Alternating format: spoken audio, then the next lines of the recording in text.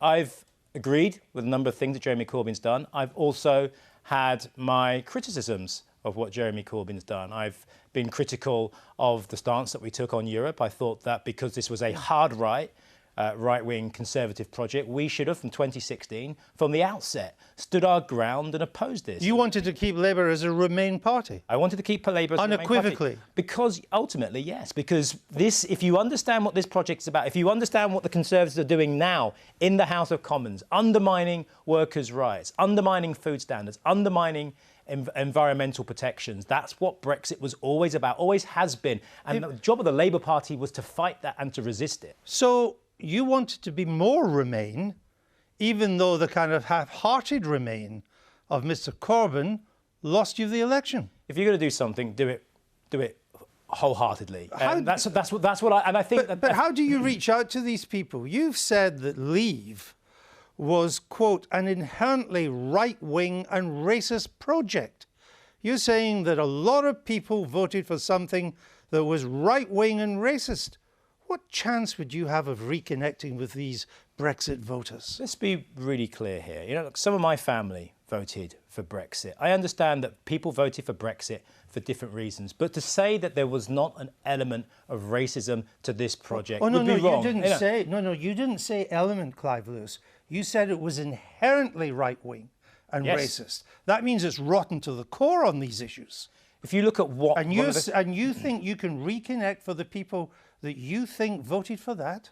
If you look at what Brexit was ultimately about how it was framed by the Conservative Party, by the Brexit Party, what Nigel Farage did, it was quite clear there was a large dose of racist dog whistle politics, sometimes not even dog whistle politics, in that campaign. Speak to any black person that woke up, a person of colour in this country, after that referendum, and there was a sense of dread about what had happened. That is a reality. We can't get away from that. Now, that doesn't mean that everyone that voted for Brexit is racist. I'm not saying that. But what I am saying is that quite a lot were. The people driving this project, Nigel Farage, elements of the hard right of the Conservative Party, that was part of their narrative. But nevertheless, 52% of the country voted for it, and they seem to have voted again to get it done in this election.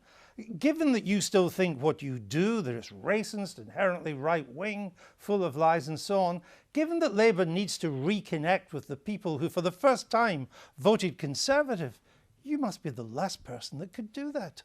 Reconnecting isn't just about accepting that something. If you think that something is wrong, leadership is about standing up and saying that. And you can reconnect in a number of ways. There is far more that unites those voters, with voters in my constituency in Norwich, with voters in London who voted to remain, far more that unites us as British people in this country than divides us. It was difficult. There's no two ways about that. But if we are going to rebuild this country and re-heal the divides that have taken place, then yes, there is going to have to be a conversation about where we can move forward. But that doesn't mean that I'm going to, as leader of the Labour Party, if I was so fortunate, going to triangulate on certain fundamentals, and racism is one of them. Dog whistle politics is another. Tony Blair didn't triangulate on racism.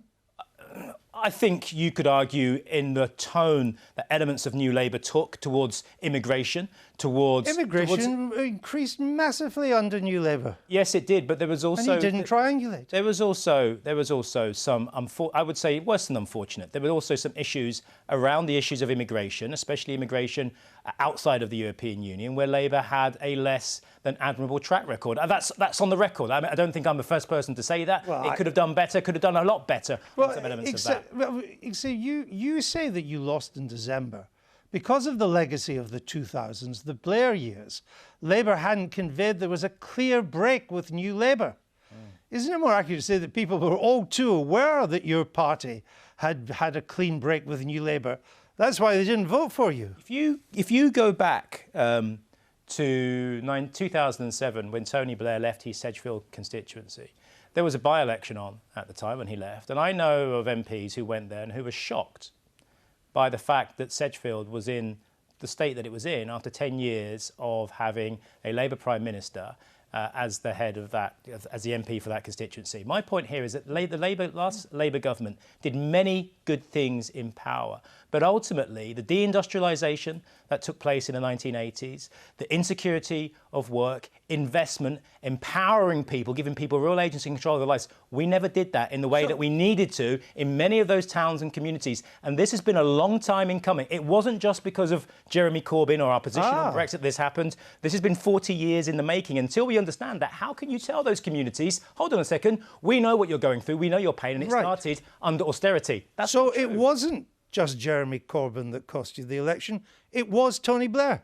It's a deeper analysis. There are a number of things. Each of those arguments has a grain of truth. You are saying it's Mr. But I am Blair. saying, of course, but what I'm saying to you is that if you want to have a proper analysis, if you want to understand where things have been going wrong for our party, since 1918, there have been 28 general elections. We've won just 8 of them. This goes far deeper, far further. Well, I'll come back than, to it goes to far that. further Because than I've just, heard you use the these last figures. 4 years. But before I come on to that, when did Labour last win a working majority without Tony Blair?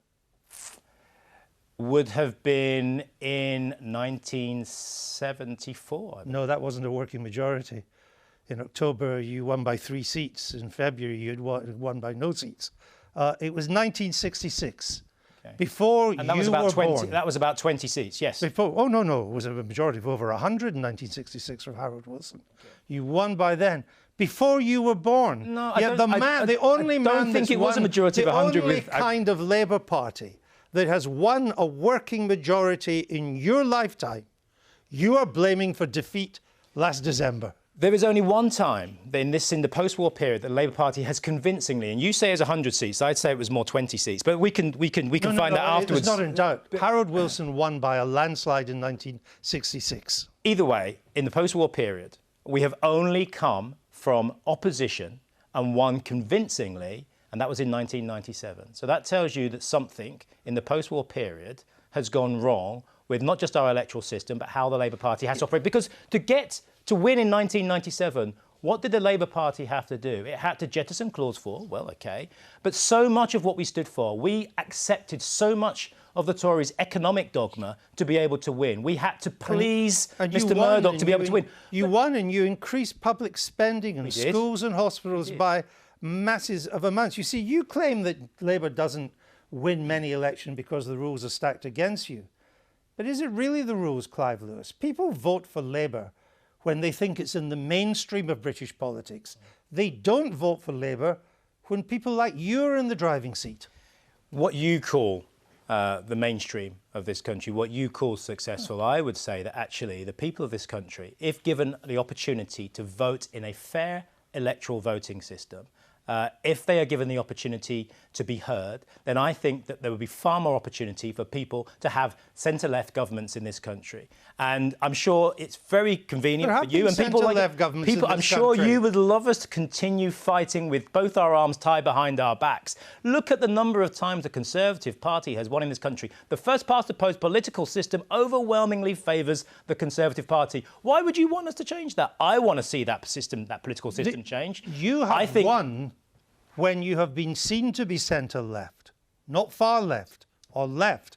That's when you've won. Whatever the system, Attlee won in 45, Wilson won in 64, again in 66, Blair in 97, 2001, 2005, when you were seen to be mainstream, whatever the rules. But the centre of British politics isn't fixed. This is the thing. When we look at the climate crisis, when we look at the gross levels of inequality in this country, when we look at how power and wealth is overwhelmingly focused in the south and southeast of this country, then you need policies which are going to address that. Tweaking on the margins isn't going to change that. The centre ground of British politics can shift. I think many of the arguments about public spending, about public ownership, about democratising our economy, I think some of those arguments have been and are being won. The fact that we need to address the climate crisis, well, the biggest existential you didn't win them in December, did you? No. I mean, you keep on saying you win arguments and lose elections. What's the point? Are you a political party or just a lobby? Of course we're a political party. Of then course it's we not want, enough just to win the arguments. Of course we want power. But can I ask you this from everything you say? Because I've been wondering, I've been watching words, and it's interesting what you say. Do you think that Labour can win an election on what you call the current rules on its own? I think it would be very difficult in a 5-year period for us to be able to come back in government under the current system, where we stand in every seat. It will be under the current system. Under the current system, but where we stand in every seat. If we do not allow our local CLPs, our Scottish and Labour colleagues, North and in Wales, to be able to decide what they do next and how they operate. To make deals with other parties. If that's necessary, then yes, to get us over the line and to beat the Tories. Look at what the Tories did in the last election. You make it sound as if it's something really amazing, but look at what the Tories did. I haven't mentioned anything about the Tories. Okay, well, I'll tell you what the Tories did in the last election. They made a deal with the Brexit Party. What did the Labour Party, Liberal Democrats and Green Party do? We didn't make a deal. We fragmented, and the Tory, in a winner-take-all system, took it. So having alliances, building and collaborating with one another, if we want to stop the Tories under a rigged system, that's what we're going to have to do in the timescales that we're talking about.